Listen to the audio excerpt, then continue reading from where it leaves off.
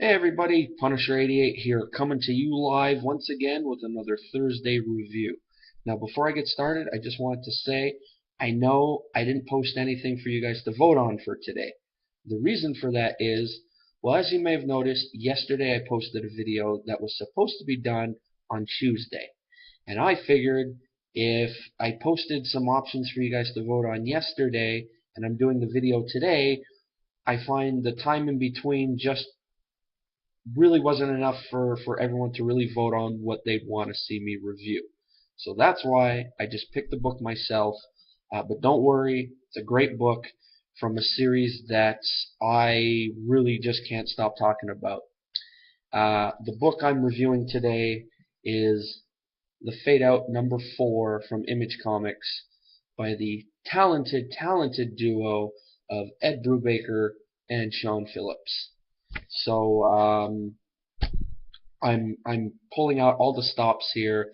I have a really detailed review for you guys. So I hope you're ready for it. So now that you know what you're getting for a review, just sit back and I'll be right with you. But first, cue that intro music.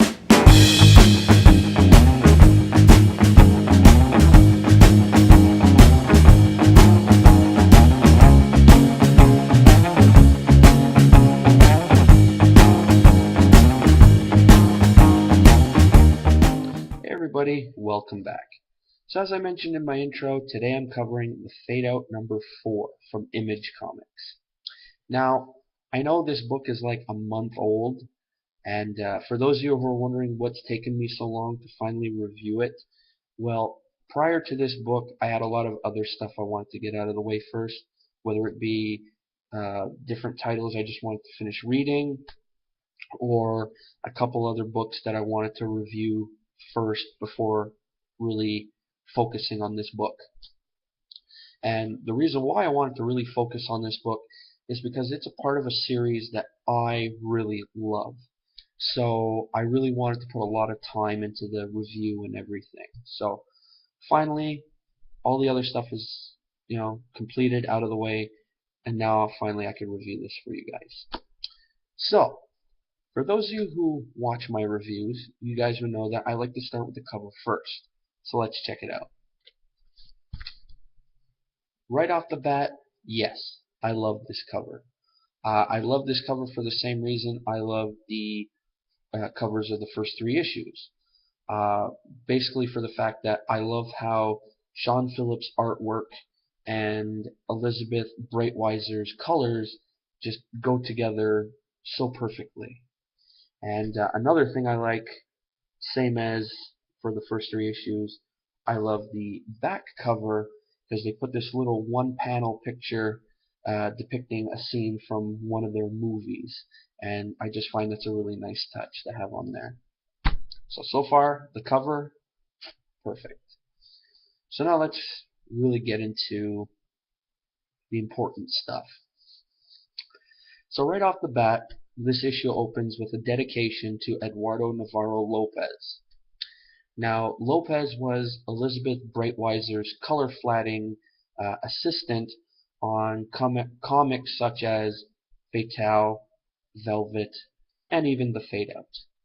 And well, he passed away in November of last year, and as a color flatter, Lopez would digitally prepare pages after they were penciled and inked by selecting the various objects and elements and filling each with a single flat color. And after looking online to see exactly what the process is, I've come to realize that it's a very time-consuming process. And I also found out that it's a very integral part of modern coloring in comics today. Flatting is what allows colorists like Breitweiser to work on as many different projects. So it's very cool stuff. This dedication also serves as a reminder of the many people who contribute to the comics we read. Although writers and artists tend to receive as the expression goes, the lion's share of the attention, but many publications are only fully realized through the hard work of colorists, flatters, inkers, editors, and many other talented individuals. Seeing Lopez's name placed at the front of this issue before even Ed Brubaker and Sean Phillips ought to draw all of our attention to his and Breitweiser's contribution. Together, they're illuminating Phillips' pages and really bringing Brubaker's plot to life. Um, to me, anyway, I find the Fade Out #4 is some of the best art of Lopez and Breitweiser's career so far. And I find it's also an excellent dedication to his work in comics. A lot occurs in this issue as the act of the series draws to a close, and Brubaker's script includes a very diverse, or a lot of diversity of images and tones, including blurred memories, flashbacks, photographs, and the distortions of alcohol and fire. Very cool mixes. Um, the story was already a finely layered construction in its first issue, and the complexities only increase here. Um, whatchamacallit? Phillips and Breitweiser and Lopez work serve to bring each weave of all the elements at play together and tell the tale with perfect clarity or ambiguity, as it's so often the case. The opening page reveals Charlie Parrish, who's one of our main characters, and Earl Rath driving through Los Angeles at dusk. And time and place are instantly recognizable with the different violets and pink hues casting themselves sideways through the clouds and across the city. And I find choice of palette here is very key because of how unique it is from everything else in this issue, and all of the throughout the whole Fade Out series so far. The yellows and oranges commonly associated with sunset are too similar to the street lamps and club lighting found in the series' many late night scenes. Instead, these more vibrant hues mark the natural lighting as something special, a California sunset that cannot be replicated.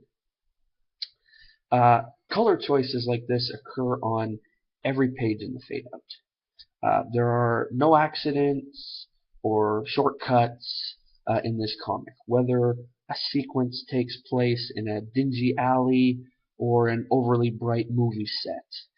Every bit of scenery, wardrobe, lighting is carefully considered. And it's possible to dissect the choices made in each distinct scene in the Fade Out and discover multiple items worthy of admiration. The highlight of Breitweiser and Lopez's work in this issue are the opportunities when the story demands something unique in order to form a new perspective, shift the time period, or allude to the narrator's state of mind. Charlie continues to filter through his memories of the night of the murder in this issue, and the shape of his recollections are shown in several panels. They're a blurry haze composed of vague forms and drifting lines and all this really cool swirly. It's a really cool effect that they use, and the colors in these panels, they really they glow with this really smoky haziness. Well, here I'll show you. See, this is so cool. I love this stuff. It's amazing. So Although Phillips' art challenges both Charlie and the reader to understand what's happening, it isn't an unpleasant visual. There is a sense of mystery within the shifting cool colors themselves. So it plays with your mind as you're reading it. So really cool stuff. Um, there are other flashbacks of memory later in the issue when Charlie recalls his time in World War II. His thoughts of the war are much more clear, though they appear like photographs from that time period.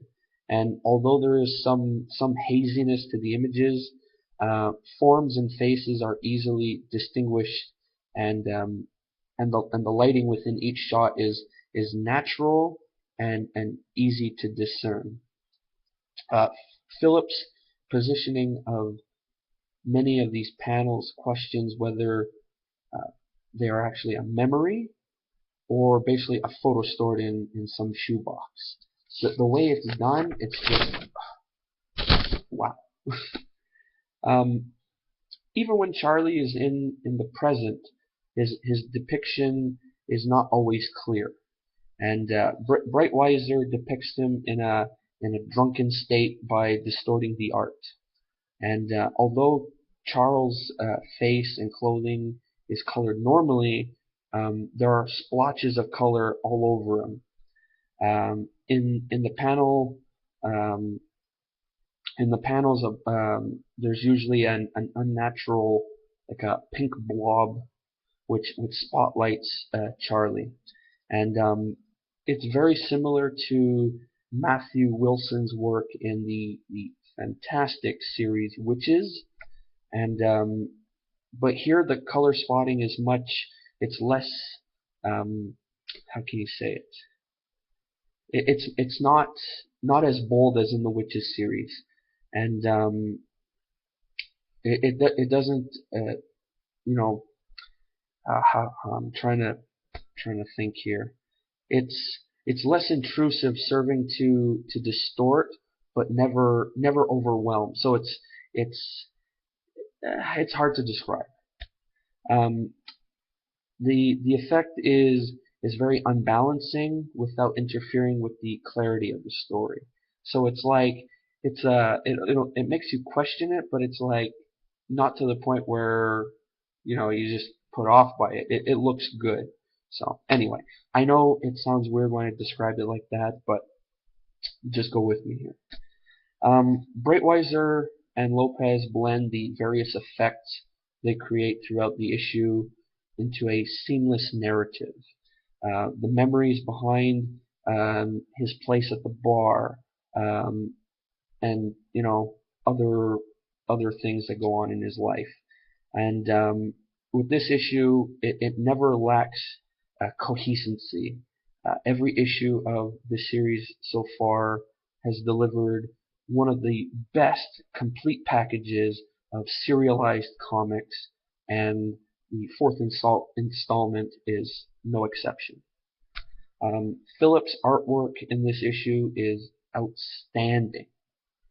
As always, his compositions are as clear as ever, selecting the best possible moments to tell the story, portraying them in proper size and detail, and combing them into pages that each serve the narrative perfectly. Um, it's difficult to find a more skilled artist working in comics than Sean Phillips, and he's only improving with this series. One of the most surprising elements of this issue is Phillips' depiction of stars from the golden age of cinema. Multiple famous faces make appearances, including a older Clark Gable. Phillips blends them into the story naturally, and Gable and others are recognizable, but made to look no more special than any other character occupying the story. So it's like in the scene you'll see them, you'll be like, hey, that's so and so, but it's like they're not represented in a big way. It's just like, oh, they're there kind of deal, and it's done really well.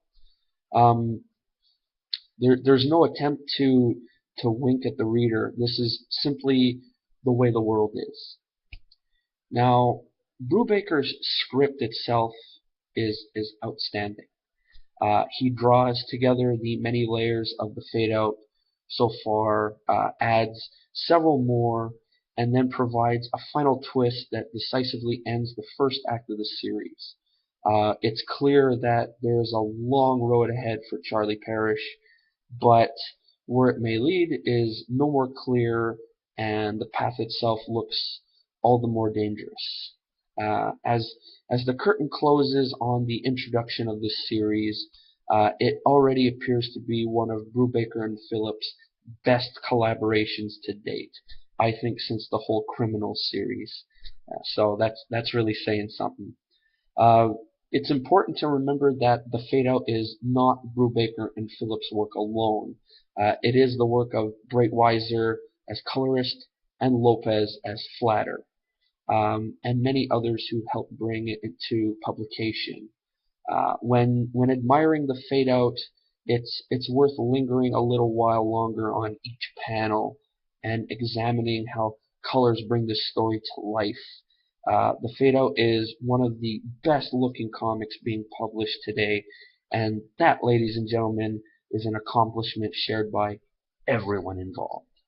And I don't know how many times I could say this. I'll say it till I'm blue in the face. If you guys aren't reading this series yet, I really, really recommend it. It is amazing. The way, like I said, the way the colors are done, the artwork, how the colors represent the mood and the different it's just I can't say it enough. It's just such an amazing series.